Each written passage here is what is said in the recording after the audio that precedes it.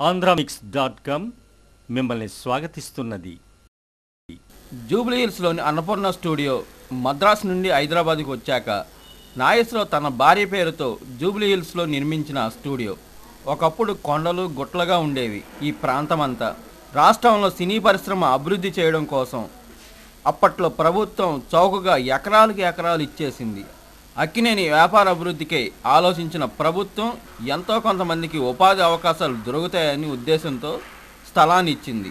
వందలాది సినిమాలకు అన్నపూర్ణ స్టూడియో వేదికైంది.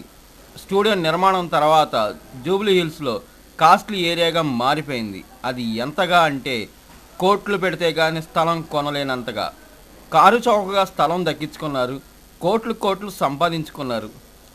తండ్రి చేతుల్లో తీర్చిదిద్దుకున్న ఈ స్టూడియోను ఇప్పుడు ప్రపంచ స్థాయి గుర్తింపు కోసం చర్యలు చేపడుతున్నారు.